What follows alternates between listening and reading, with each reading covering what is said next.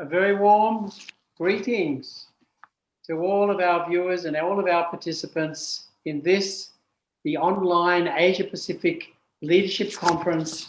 My name is Greg Stone. I am the Secretary General of UPF in the Oceania region, and it's my privilege to be your MC for this closing graduation session of the second Asia Pacific Leadership Conference. It began 3 weeks ago today. I'd also like to acknowledge with us today some of our distinguished leaders. Honourable Eknath Takal, who's the chair of UPF and IAPP in the Asia Pacific. Also to Dr. Robert Kittel, the Director of Education for the UPF in the Asia Pacific. Also, Honourable Masaichi Hori, who's the President of Asia Pacific 2 region.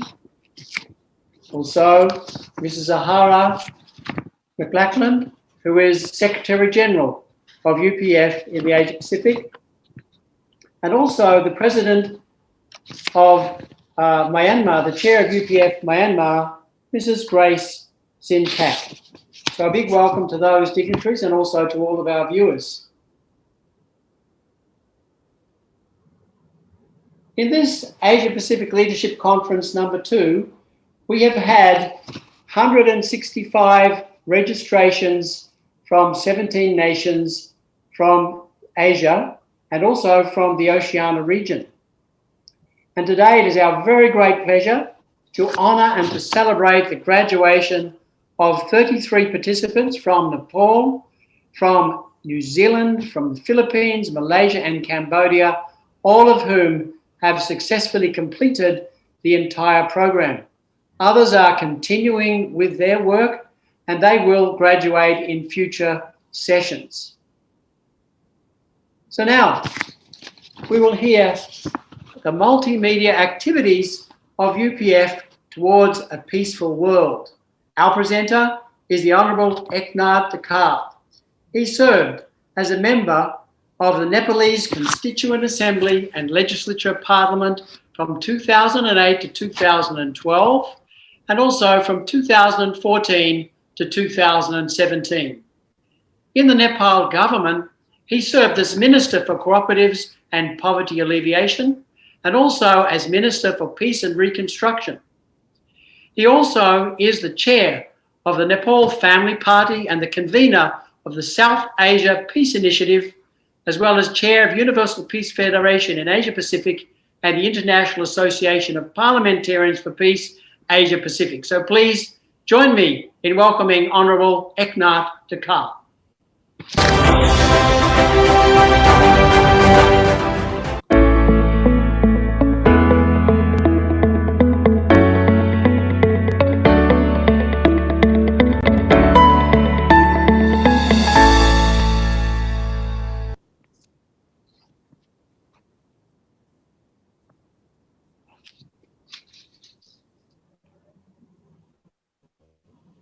Thank you very much, Reverend Greg Stone. And so I'd like to also welcome all of you to the closing session of the Asia Pacific Leadership Conference, and especially our co-chair for Asia Pacific Region 2, President Masaichi Hori, and our Dr. Robert Kittel, and also our special guest from Myanmar, the President of UPF in Myanmar, Sister Grace, and all the excellencies and distinguished participants from throughout Asia Pacific, and ladies and gentlemen. So it is my great honor and privilege to share some of the key activities of the host organization UPF and throughout Asia Pacific region and in the world, so that you could know that what are the activities behind those principles that you have been listening from our presenters, Dr. Robert Kittel and also Mrs. Ursula McLachlan. Let me share my screen, and so that I will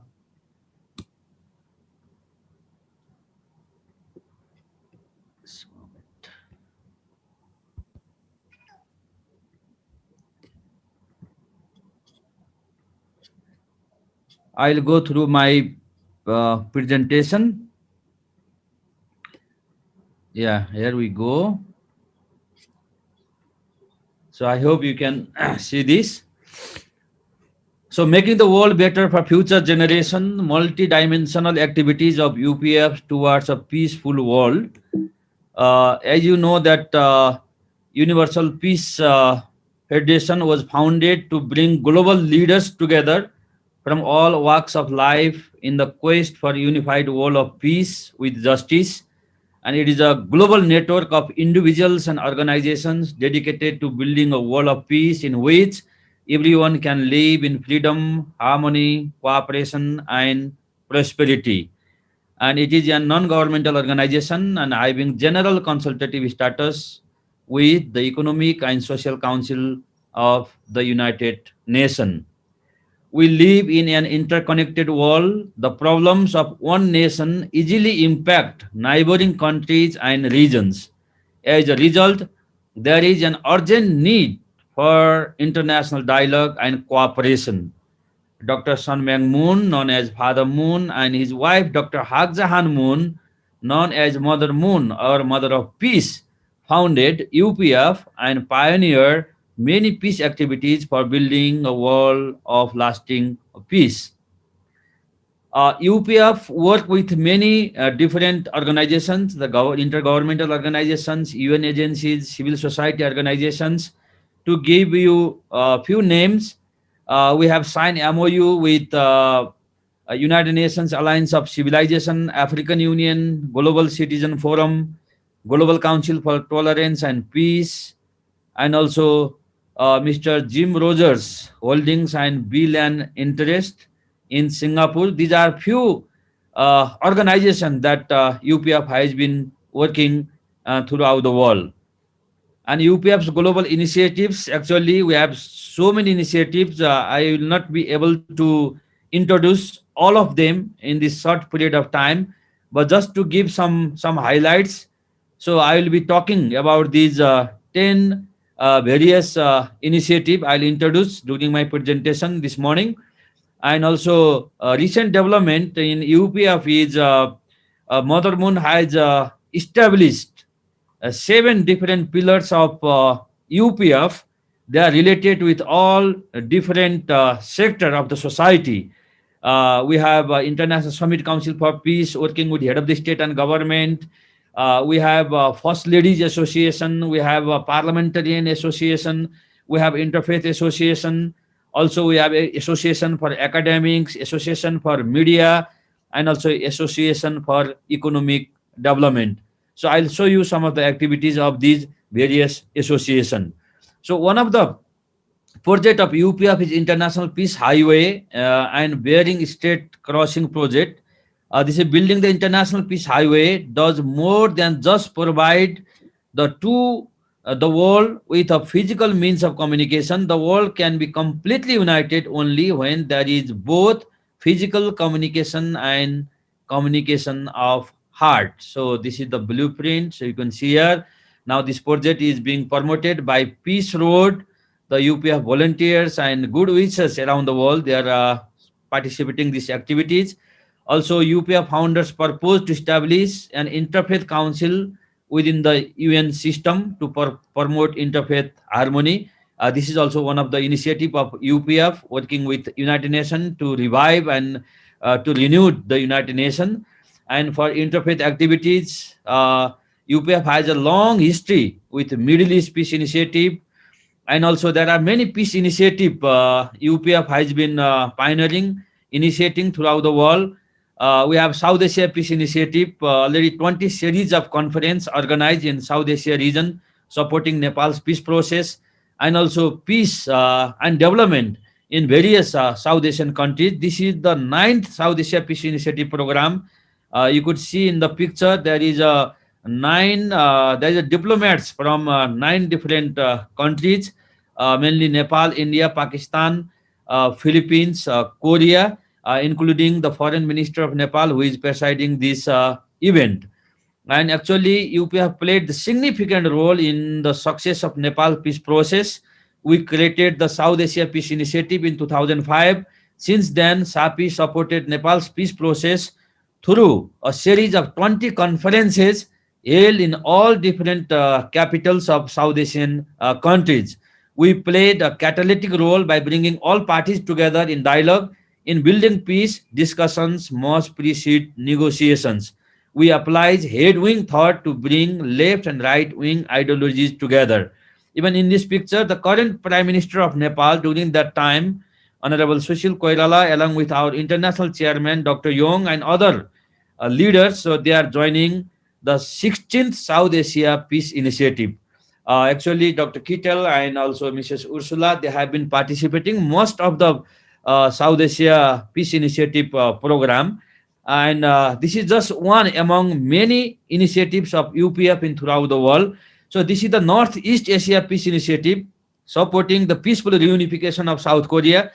This has been also highlighted in our recent Rally of Hope and also recent International Leadership Conference we had virtually organized. In this picture, the Prime Minister of the Republic of Korea during that time, Honorable Lee Nak-yoon, along with the former Prime Minister of Canada and US diplomats, among others, who are joining this initiative to support peaceful reunification of Korean Peninsula.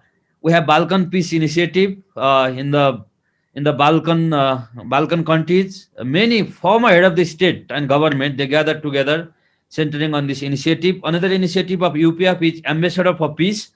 I think some of you are already Ambassador for Peace. Some of you will be appointed in the future. So Ambassador for Peace are the leaders in all walks of life dedicated to building a worldwide community of peace through applying the principle of universal peace federation. So the award honors achievement and signifies a new appointment to a mission to serve a common good.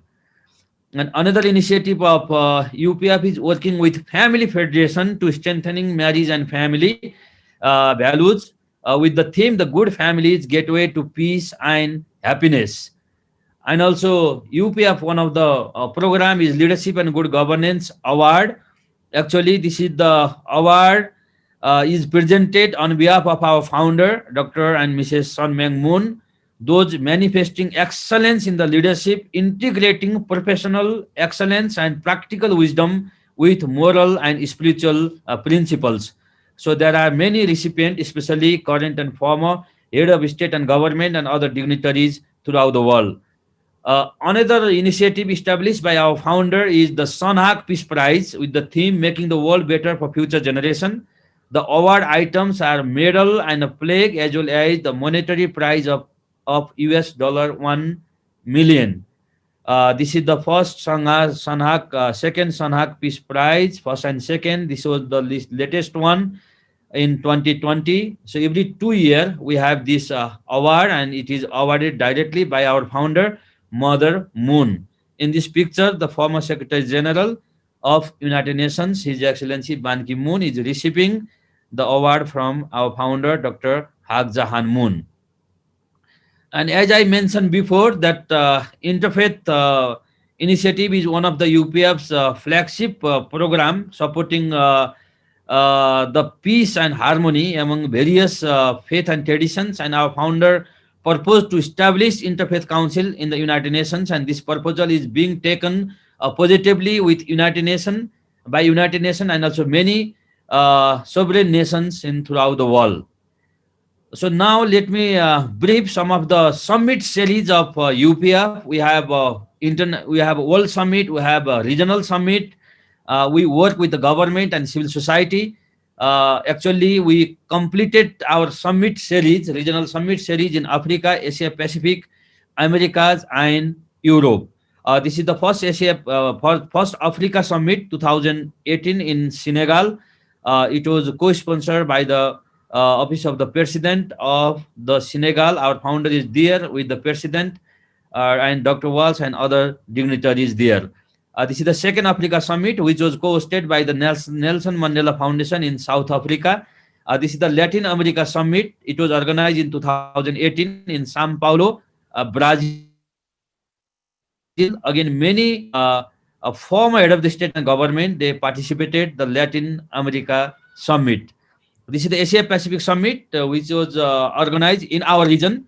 The first Asia Pacific Summit was organized in Kathmandu, Nepal. We had 7 current heads of state and government among 2,000 distinguished participants participating this summit.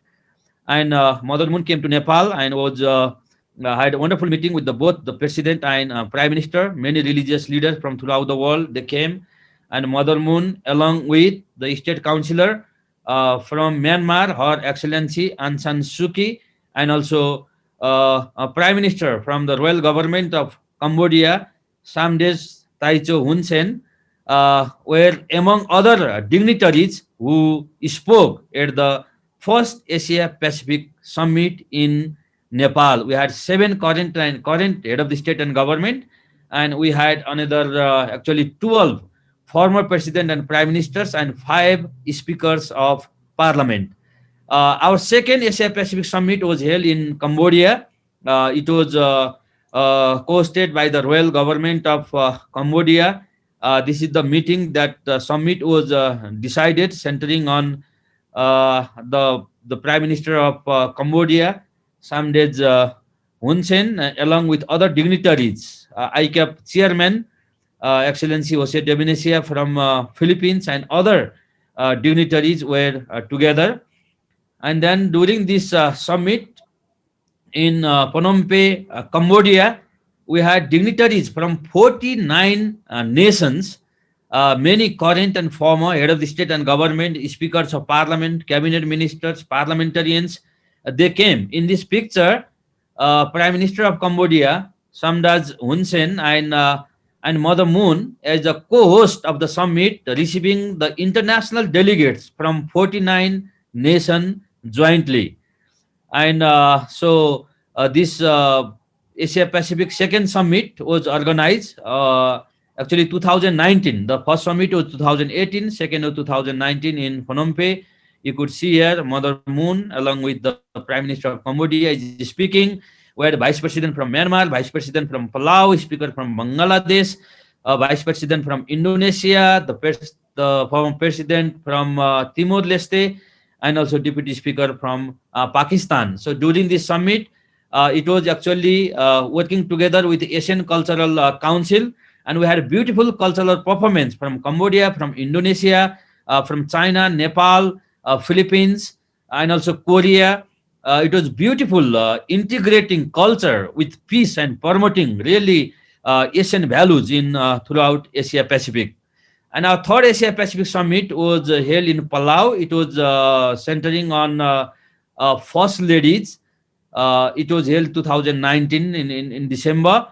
And this is the meeting with the President of Palau, where the summit was decided. And then we had 2 special representatives from Korea sent by Mother Moon to her daughter-in-laws, who are also the leader of UPF and Women's Federation for World Peace.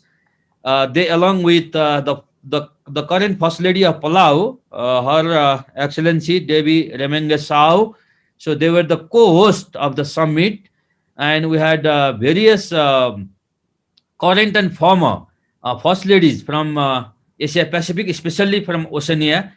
Actually, they came and participated. 500 international and local delegates covered the cultural center in Koror, Palau. First Lady of Palau gave the welcome remarks. The President Moon from WFWP also gave welcome remarks. While First Lady from Nauru, Kiribati, PNG, Marshall Island, and also Fiji and NMI. So these are the nations. The First Ladies came. We had the resolution and formally established the First Ladies Association for Peace. So these are just some key regional activities in our region. Let me also brief you some of the activities which we call the primary association of UPF, starting with ISCP, working with current and former head of the state and government. This is the ISCP First Assembly in Seoul, Korea, which was addressed by the 46th Vice President of US and also Prime Minister of Korea and former Prime Minister from Canada and also from the former President of European Union. And another initiative of UPF is International Association of Parliamentarians for Peace. Actually, currently we have 90 parliaments where we launched the program, 5,000 elected lawmakers. We have two co-chairs of IAPP, Congressman Don Broughton, the 5 times congressman from US and also 5 times Speaker of Parliament from Philippines. This is the Korean National Assembly where this IAPP was launched. And then we had various regional program from 2016 to 2019. Regional IAPP was launched in Nepal, presided by the Prime Minister of Nepal. This is in United Kingdom, where the European IAPP was launched at the House of Lords in UK. This is in South America. The South American chapter of IAPP was launched in Paraguay, also issued inside the parliament. This is in the Japanese Diet in Japan, and also in Washington, D.C. We had a program in the US Congress. In this way, the IAPP is being launched and throughout the region and throughout the world. And also, national inauguration, of course, because of time, I will not able to show you all, but just to show you few, this is the national inauguration in the Philippines, where the 31 lawmakers, actually, they participated from Philippines and many lawmakers from throughout Asia Pacific. This is in India, actually 117 Indian lawmakers from both the ruling BJP and also opposition Indian Congress, along with other lawmakers from throughout Asia Pacific, they joined. The program was held inside the Indian Parliament. This is in Australia, August 19, 2017. Our chairman, Dr. Walls, visited there. And this program was organized. IAPP was launched in also Australian Parliament in Sydney. And also this in Austria, in Vienna, also in Ukraine, in Palestine, even in North Korea, the IAPP initiative was introduced among the members of the Supreme People's Council of North Korea. You could see this is the committee room of the Supreme People's Council in North Korea, where a high-level delegation of IAPP led by the former Prime Minister from Nepal participated and launched IAPP in North Korea. In Indonesia, both speakers, actually, they participated the launching in Jakarta. Another initiative is IAPD, focus on interfaith leaders. This is the program Mother Moon organized in Korea to support peaceful reunification of Korean Peninsula. This is the Asia Pacific launching of IAPD. Our chairman is from India, Honorable Dr. Srivastava Goswami, and also our chairman, Dr. Walls, and also our vice chairman, Dr. Taj Hamad. They had a wonderful meeting with His Holiness Pope Francis in Vatican. Another initiative of UPF, primary association, is International Association for Peace and Economic Development. We have signed MOU with one of the leading investors in the world, Mr. Jim Roger. Our Director General of International Headquarters, Dr. Yoon Young-ho, who is also the Secretary General of Mother Moon's Secretariat, and Dr. Walls and Mr. Jim Roger, they are signing the MOU in Korea. You could see here. And also, we had many summit series of UPF World Summit. Last time I spoke about the regional summit. This is the World Summit in 2000. This was in so this was the 2013, participated by 13 current and former head of the state and government in 2014, 2017, 19 in Seoul, Korea, and then finally 2020, actually 120 current and former head of the state and government, they participated UPF's World Summit. You could see here Mother Moon is speaking, and in her right, the Secretary General Ban Ki-moon is there. In her left, the Prime Minister Samdech Hun Sen is there. along with many dignitaries from 172 nations. They participated the UPF's recent World Summit 2020.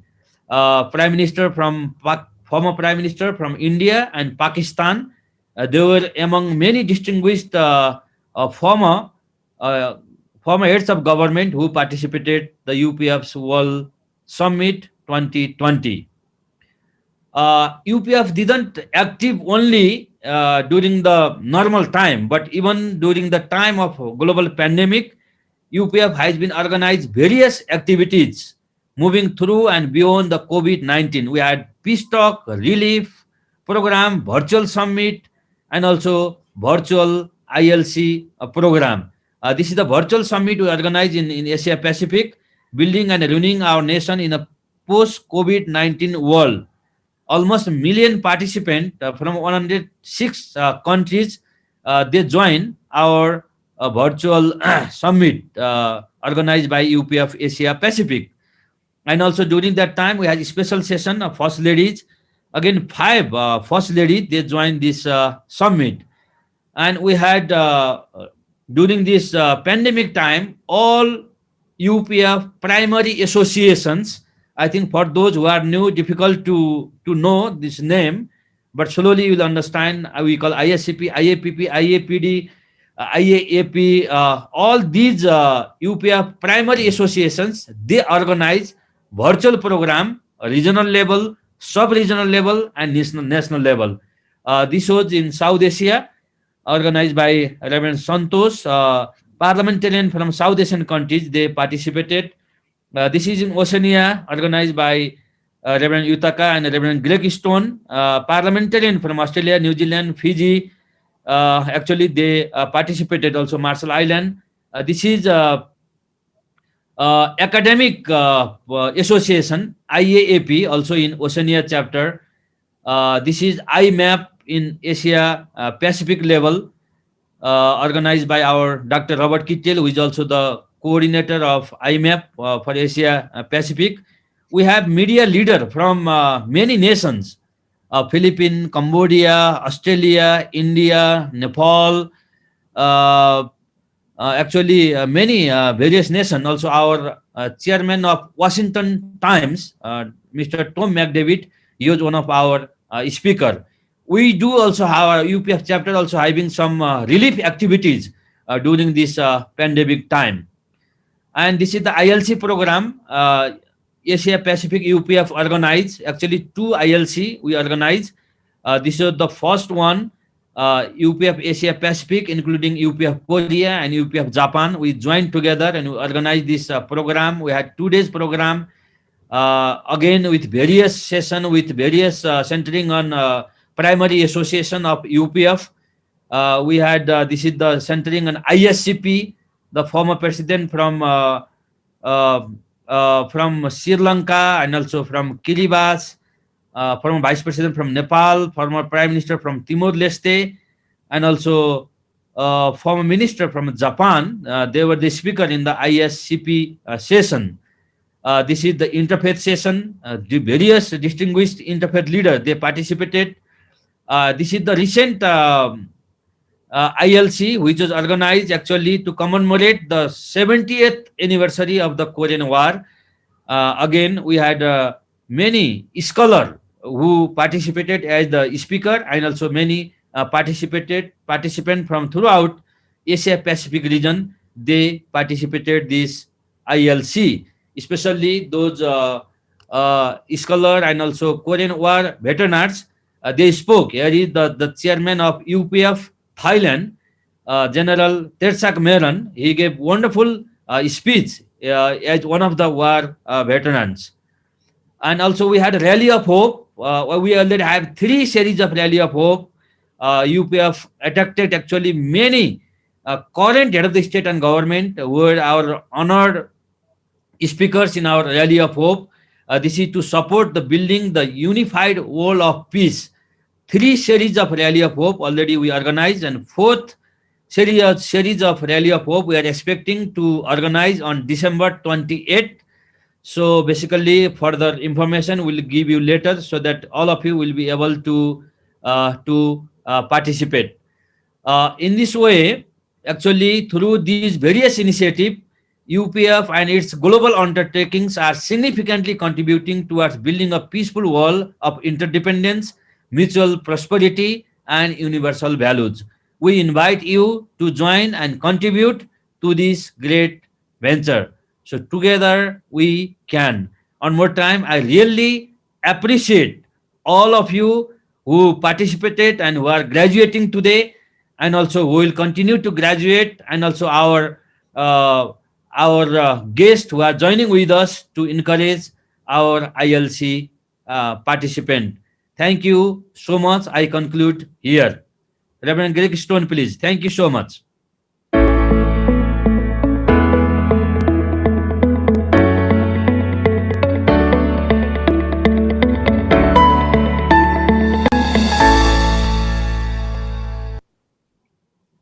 Thank you so much, Honourable Eknath Tikal, for that very enlightening and comprehensive overview of the activities and multidimensional activities of Universal Peace Federation around the world. And it's really quite astounding the kind of the outreach and the upreach of the work of UPF. And so these Asia Pacific Leadership Conferences that we're beginning to hold now, and this is the second one, people are exploring the underpinning values and teachings that give motivation to all these different activities. So I'd like now to invite 4 people, representatives, to give their reflections about the Asia Pacific Leadership Conference teachings that they've just been experiencing and learning from. Our first person is from the Oceania region. Her name is Lanieta Buna. She's from Fiji. And she received a certificate in risk management at the University of the South Pacific, and now she's a member of the Youth and Students for Peace. Let's welcome Lanieta Buna to give her reflections.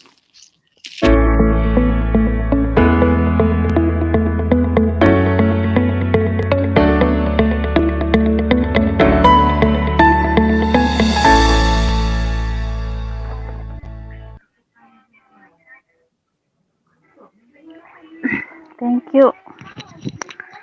I quote, "The truth that education shapes young people and that young people shapes the future will never change. To ensure a bright future, it is necessary to raise up youth of talent, wisdom, and virtue." Unquote. President Masachi Hori, Dr. Robert Kittle, Honorable Agnes Dakal, Reverend Julius Malikdam, Mrs. Ursula McLachlan, Reverend Stone Yutaka Sen, Mr. Santos, and all Asia Pacific leaders and graduates of Asia Pacific Leadership course. A very good morning and Bulavina to you all.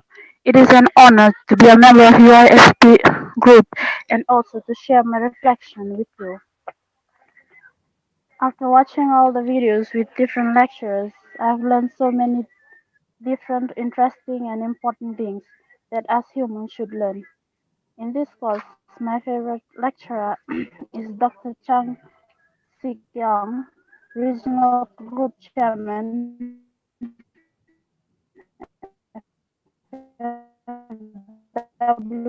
FFWPU, North America. And he was talking about creating a culture I've learned, and it is also very interesting. Like for us people nowadays, we are looking out for other people who give things back, for example, water system and etc. As written in the Bible, we should give things to those who are poor or in needs. The more you give, definitely the more blessing you will receive.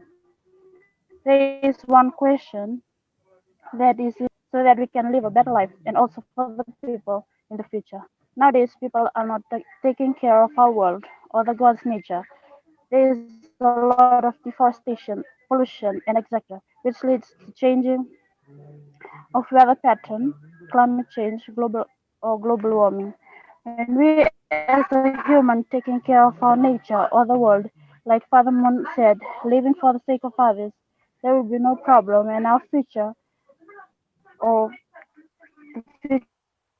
generation we live in a peaceful and beautiful world. My life for the sake of others. Nawalevu, thank you and Dhanyavad.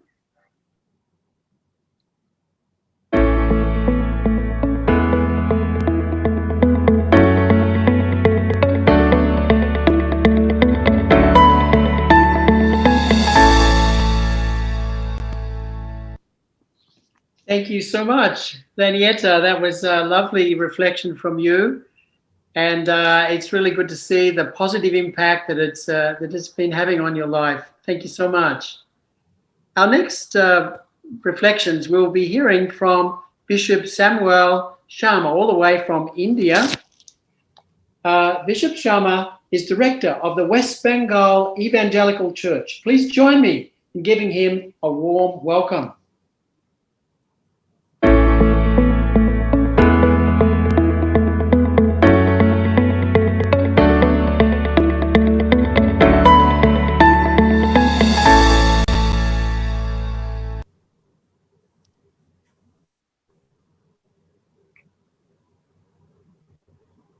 Hello, everyone.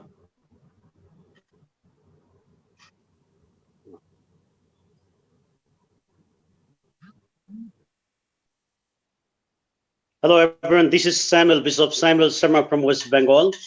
I'm so much grateful to have the teaching by various lecturers or professors in this Asia Pacific Leadership Conference Summit.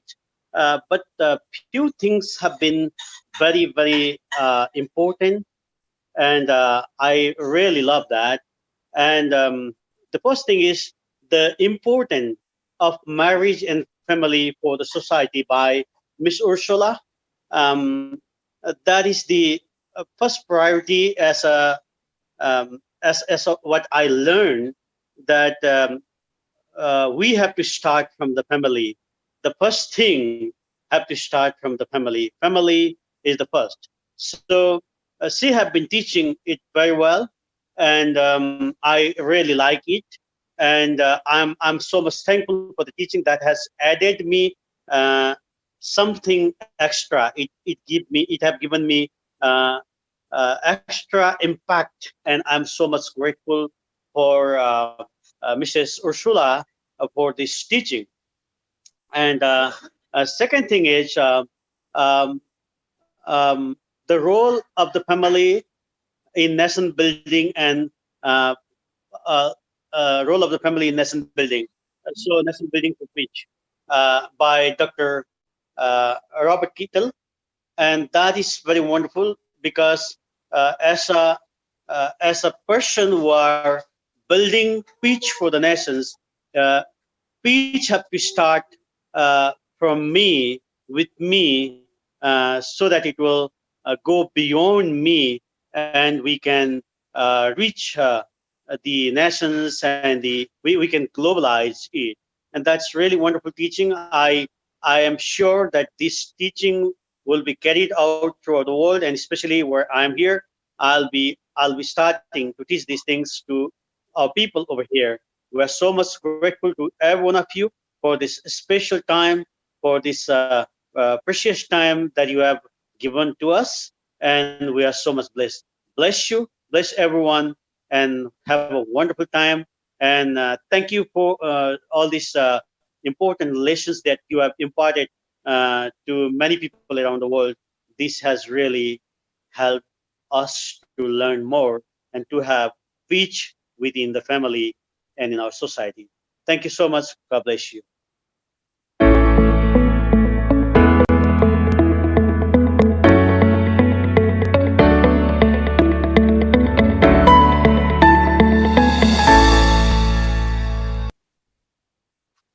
Thank you, Bishop Sharma. And thank you also for highlighting the parts that impacted you, especially related to the family and its importance for society and nation building. I trust that it will assist you in your work and your ministry. Our next presenter. My pleasure. Our next presenter is from Cambodia. Mrs. Sieng Itatom. She is representative of the Ministry of Education, Youth and Sports in Cambodia. Please let us welcome warmly Mrs. Itatong.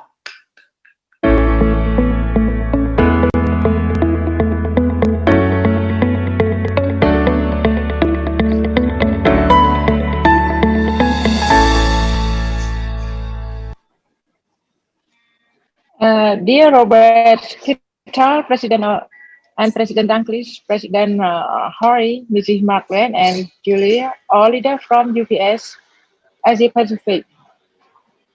Long time I didn't see you all, and I heard the President Dunkley will come to Cambodia soon, so I would like to say in advance, warm welcome to Cambodia. And I'm really glad to see the part of Asian Pacific Leadership Conference because it is very important conference for providing vision and leadership for the SIM that mean for the nation building and peace. So the vision and leadership for the nation building and peace is since that since monthly of the education, youth and sport of ACC, and took a quarantine time in the period of 14 days because of the third wave of the COVID in Cambodia. I would be available to join this Asia Pacific Conference, and 2 months ago I could be host for the graduation ceremony for the 120 days and Mondos training, which my administration and with this difficulties to come to them. I have some first difficulties with many ways, but as long as we have the great vision, I believe that I can overcome for the difficult situation. And in Battambang, I have worked together with UPS for 5 years. So I have been great experience to has been in, and I have been in Philippines and Thailand. In the 5 years, we have gone through many changes, and UPS become famous in nation within UPS has been worked together with Samdech Techo, Prime Minister Hun Sen. As long as I working with the field of Ministry of Education, Youth and Sports, so I believe education is really important for nation building. Through the conference, I got a conviction that family education and is really important for the nation building through conference. So convicting that family education, youth and moral education are important, not only for the nation building, but also peace for especially to educate youth for the youth as educators. So for me, it's really important for to teach them of the important of the tradition. In this point, I really like to Dr. Kuto's presentation talking about the universal principle when we construct the building on pillar and beam setup. We cannot change it and beams. We cannot change. We change the window and door, but we cannot change the pillar and beam. And I did change this area. I did agree with this theory of unchanging and universal principle, how much change over the environment and how much change for the situation. Surely there is an unchanged principle for life. This is what I learned from the conference. And surely after the COVID, all the environment and situation in all over the world will dramatically change. In this circumstance, it's really important for all of us, and we know that, and we let other people to know about the universal principle is really important. I hope after the COVID we can see each other and face to face, and see you in some days. And thank you very much for listening. Thank you.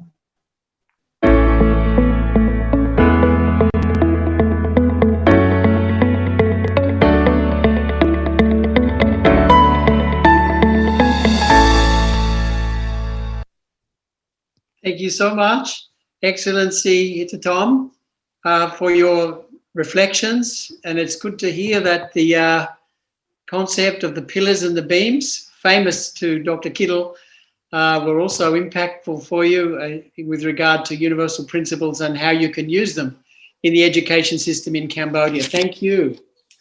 Our final reflections will be from Mrs. Charissa Emanuela. She is from Indonesia, and she is a special staff at the House of Regional Representatives of the Republic of Indonesia. So please give her a very warm welcome.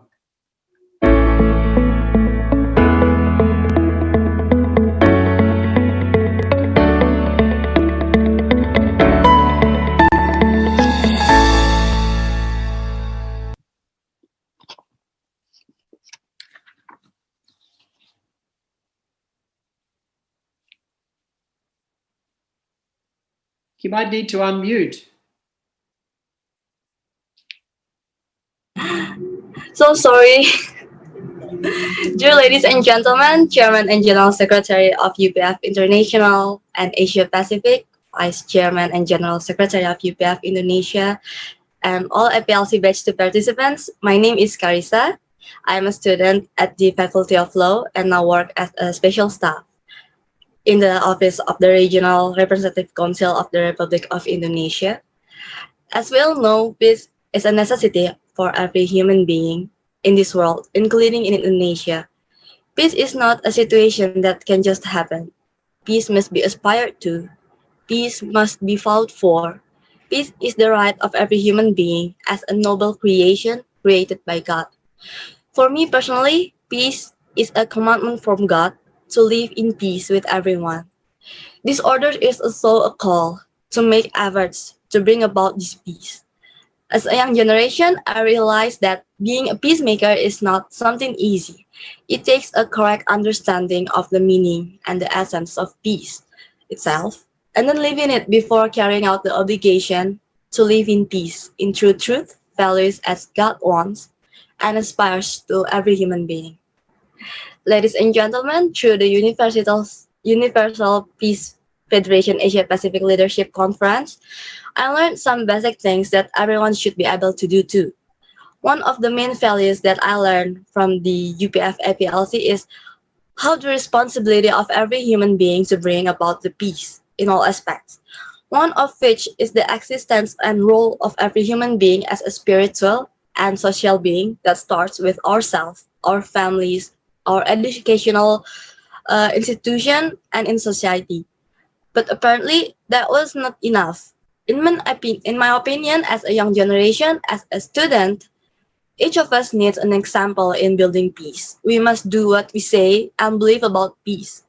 And every leader must do what he or she says or preaches about peace by being an example as a peacemaker.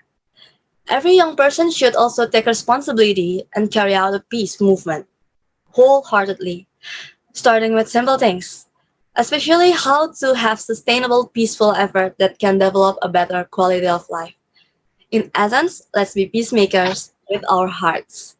Also, on this special moment, as maybe some of this forum know that we are grieving for the human tragedy that occurred in Sigi, Central Sulawesi, I would like to invite all of us to pray for the families left behind. Pray for the government of the Republic of Indonesia who is struggling to overcome this tragedy, and pray that God, who is the greatest peace creator, will accompany each of us to be an impactful peacemaker, both through our words and above all, our actions. Thank you, UPF. Thank you, everyone.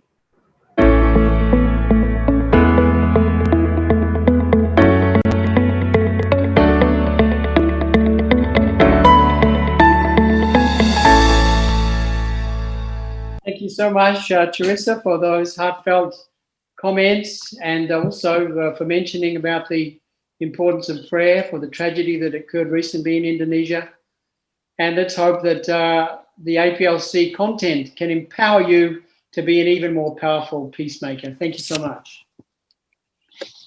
It's now time for us to hear some congratulatory remarks.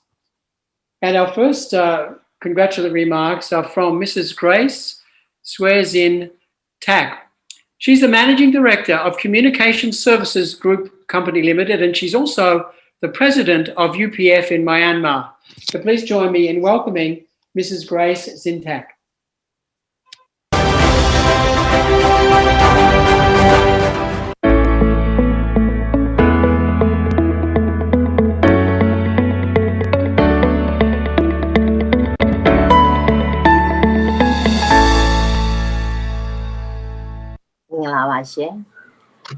Good morning, everybody. Excellencies, ladies and gentlemen.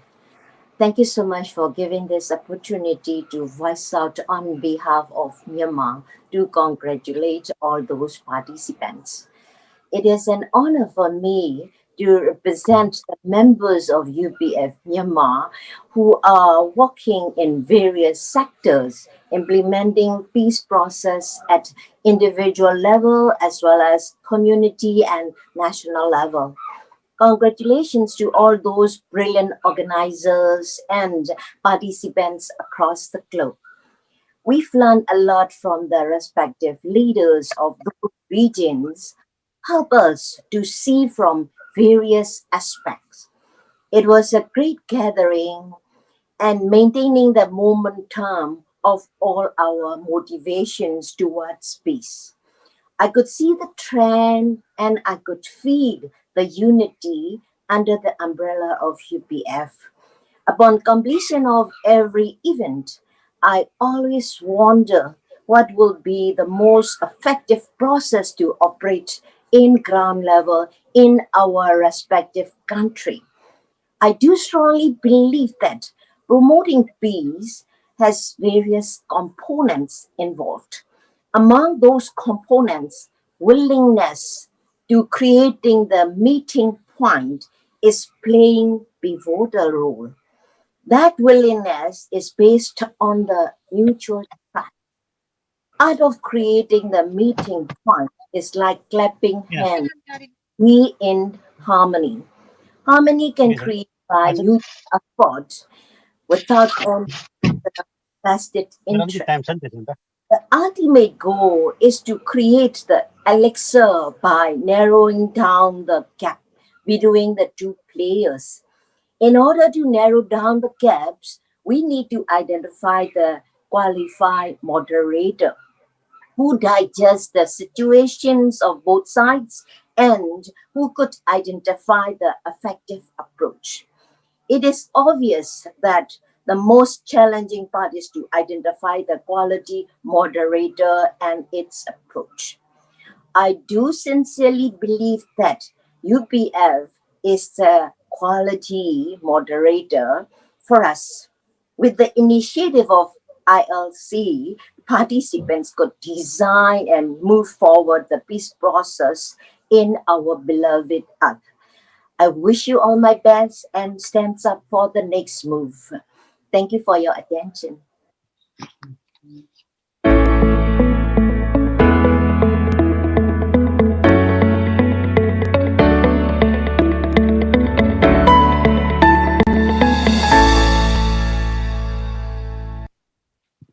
Thank you so much, Mrs. Grace, for those congratulatory remarks and for pointing out the importance of narrowing the gaps and the importance of quality moderation. Our next special remarks are from Dr. Robert S. Kittle, the Director of Education for UPF in the Asia Pacific. Dr. Kittle, he received his doctorate degree from the University of Bridgeport in Connecticut, USA in 2004, specializing in family values-based education for teenagers. He's lived in Asia now since 1975. He's currently living in the Philippines, and they have 2 daughters and 1 beautiful grandchild. Incidentally, he went to visit the grandchild in USA and got caught up in Chicago and has just returned to the Philippines. Congratulations. So let's give a warm welcome to Dr. Robert Kittle.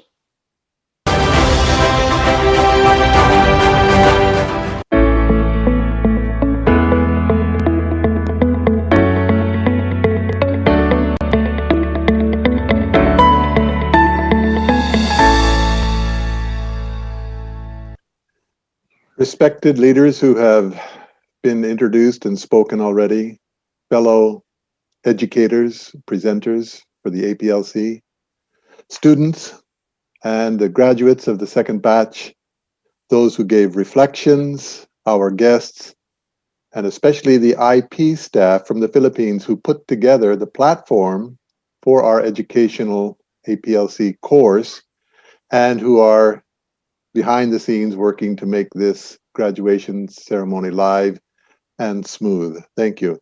But especially I would like to really offer congratulations to Father and Mother Moon, because it is their principles that we are studying, and not really theirs in terms of the ownership. It of course came from God, but they were the ones that took the effort to discover and to share for the first time.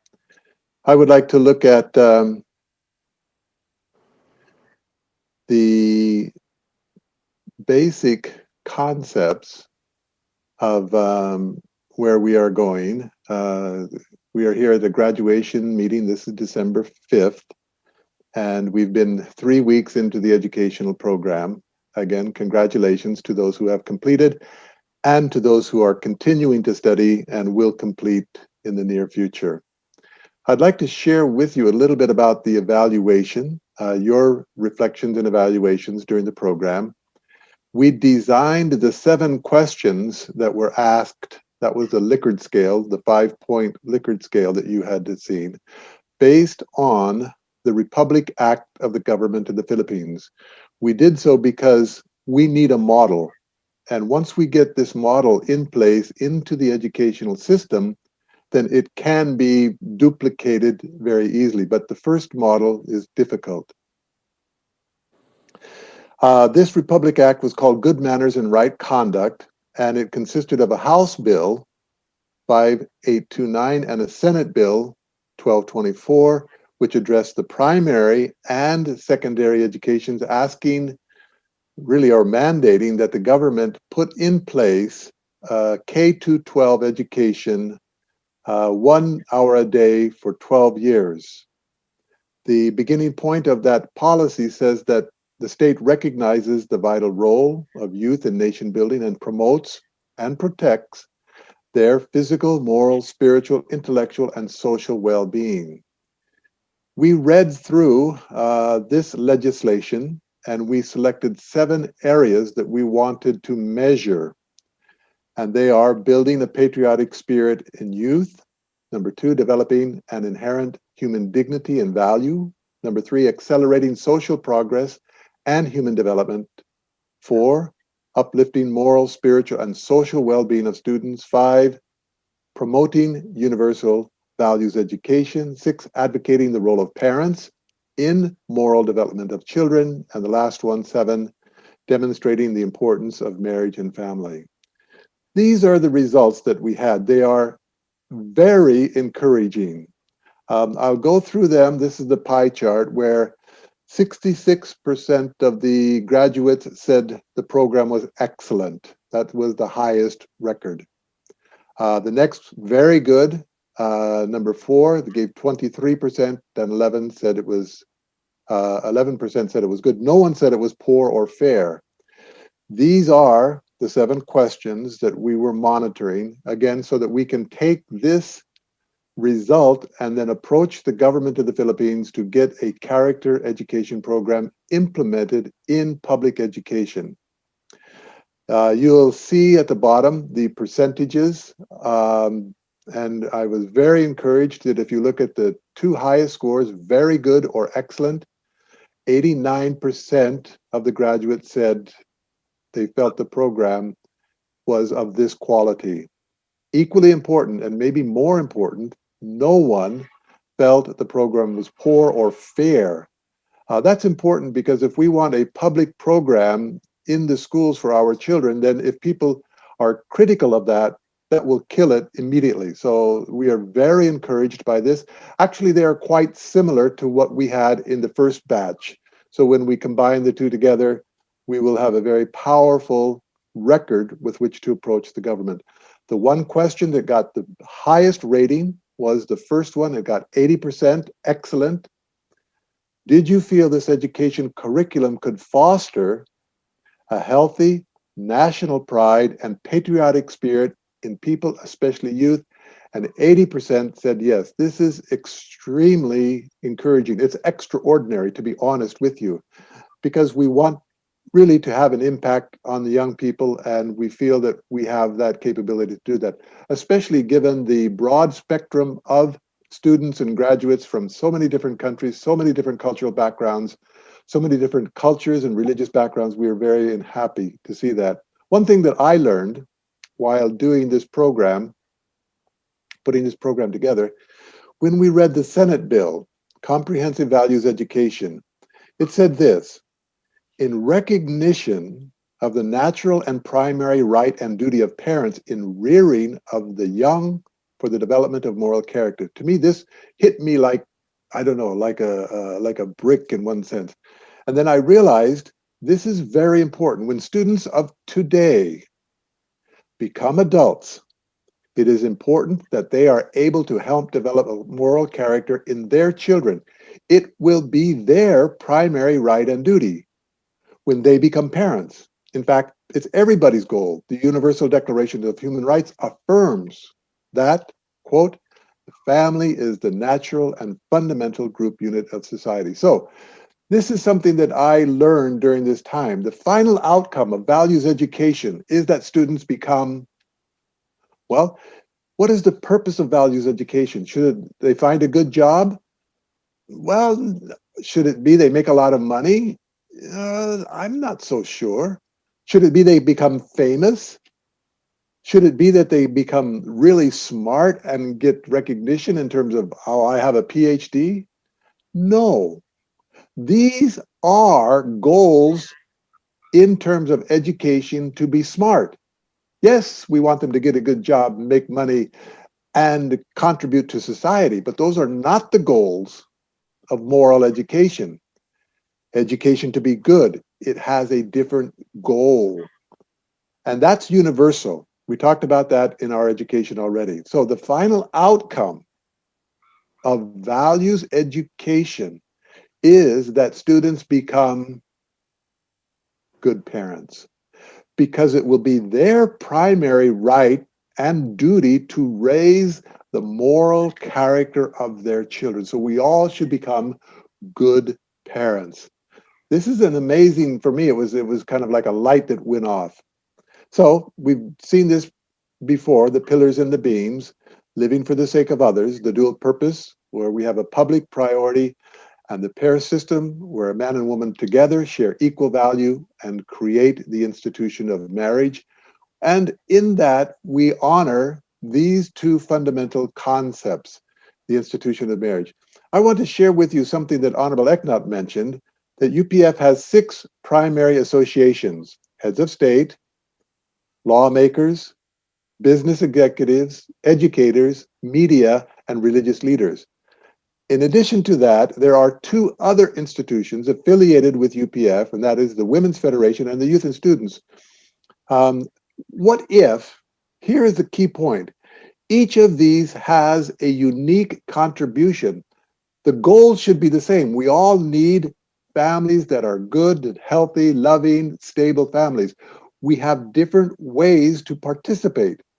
How could a head of state participate in creating a good family? What if they just had a marriage celebration at the biggest venue in the country and they went there to participate?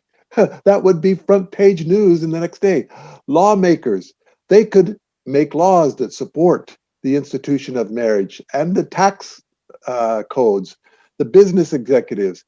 In America today, there's of course racial tension, but actually if you look at the racial tension between black and white America based on intact families, then really the economic is parity. It's within 2%. So the institution of the family plays a critical role. Educators, how we can at every stage of the level, every stage of development at different levels, implement character education.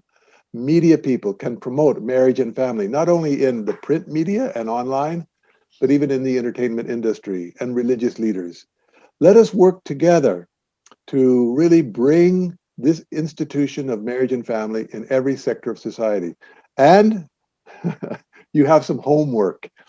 If you remember your program, the local follow-up, please support, participate, encourage the Interfaith Peace Blessing Festival in your local community. Participate in that and invite your friends and family as well. And for the young people, please join and be part of a Pure Love education program. You'll have a support group, you'll have a lot more education to do, and different service projects, public speaking abilities, and lots of fun activities to work together. Thank you very much. I look forward to meeting you in person soon again. Thank you.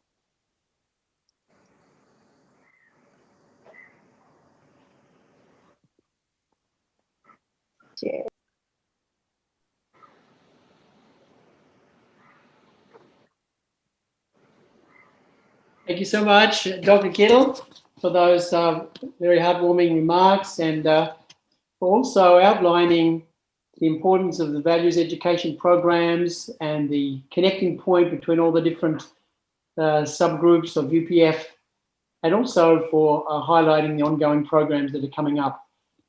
So our final closing remarks now are from President Masiichi Hori, who is the Regional President of Family Federation for World Peace and Unification in the Asia Pacific II region.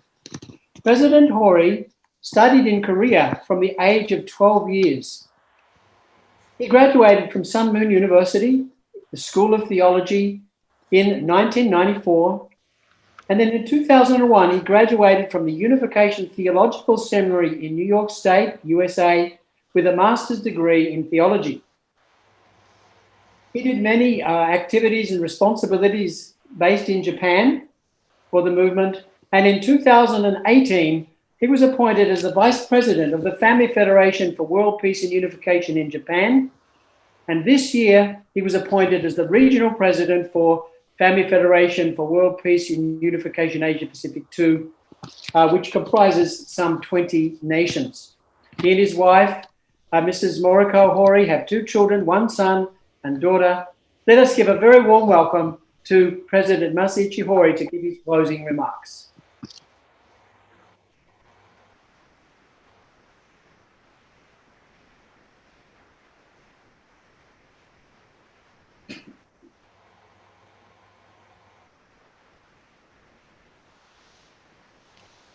Good afternoon, respected APLC participants.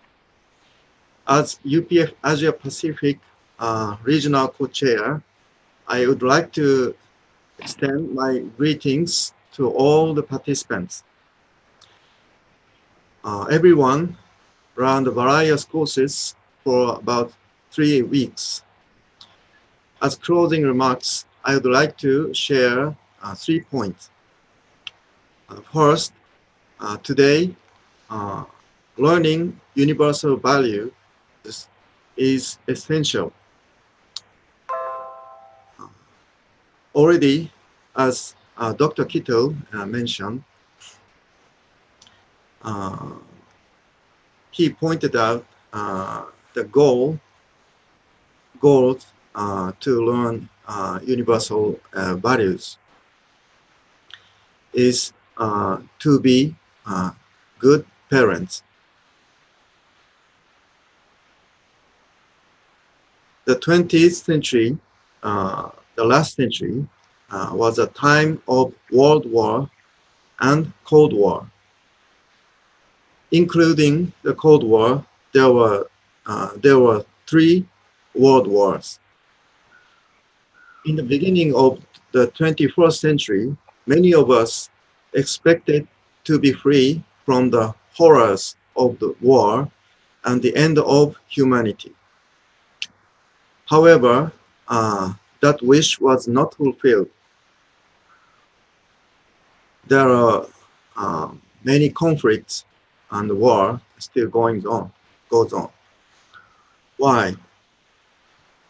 The conflicts arise when people stick too much to their own idea and their own position or their interest. And also, some people still misunderstand. But what we hate is the war, not humans. If such misunderstandings are left unchecked, hatred will deepen and conflict will become more serious. If there is a real lesson in war, it is to learn more about universal values than to equip it with weapons. So learning universal value is essential. It should be essential in 21st century. Second, universal value is needed for new and larger challenges. We are not only facing conflicts of interests and values. In addition,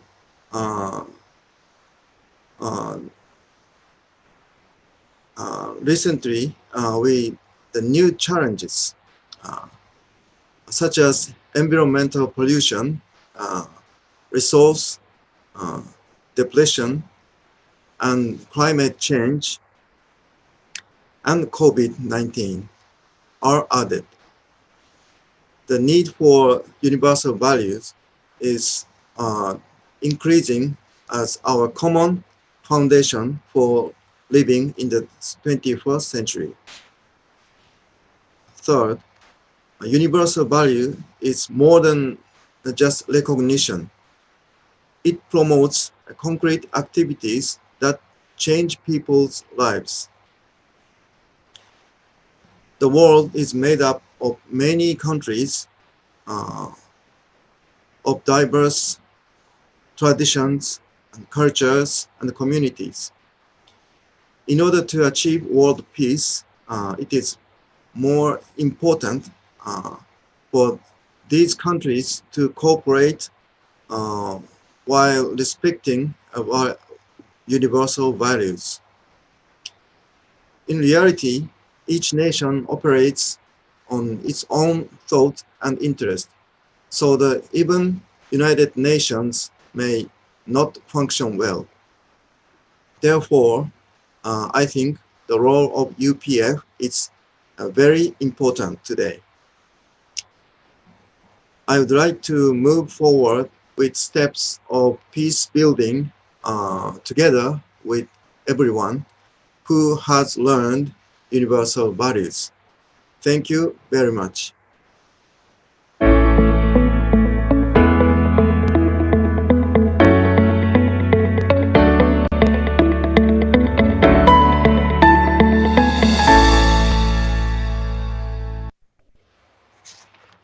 Thank you so much, President Hori, for those very lovely closing remarks, highlighting the essential importance of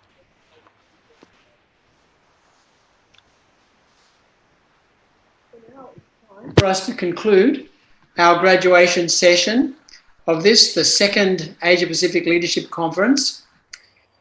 Please note, as Dr. Kittle mentioned, there will be follow-up local interfaith peace blessing festivals. They will consist of marriage blessing and rededication programs for nation building, and also the education program for youth, the Pure Love education, and the character building programs which are available for students and youth. So please speak to your local UPF contact to arrange for those ongoing programs. In closing, once again, we'd like to congratulate our graduates. We'd like to thank our presenters for their enlightening, stimulating presentations. I trust that we've all been enriched in both heart and mind by these amazing APLC programs, education content, vision and leadership for nation building and peace. Thank you also to all of our viewers for your interest and support, and once again for our technical staff for making this possible. We invite invite you to look out for future APLC programs. The programs will occur approximately once a month, so please keep a look out for the next one. Now it's time for all of us to take a photo. So please, everybody, put on your best smile and present yourself there. Make sure your screen is turned on. So let's now present ourselves for a commemorative photograph of this graduation session. Big smile.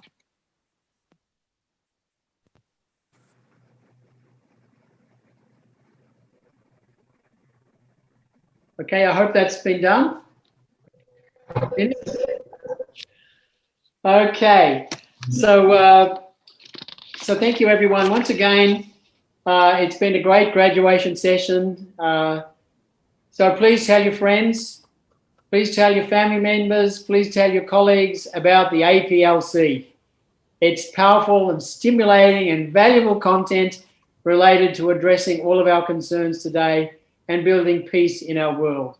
So wishing you all a very enjoyable weekend and God bless you all. Thank you. Thank you very much. Thank you, Reverend Greg Stone. Wonderful MC. Thank you.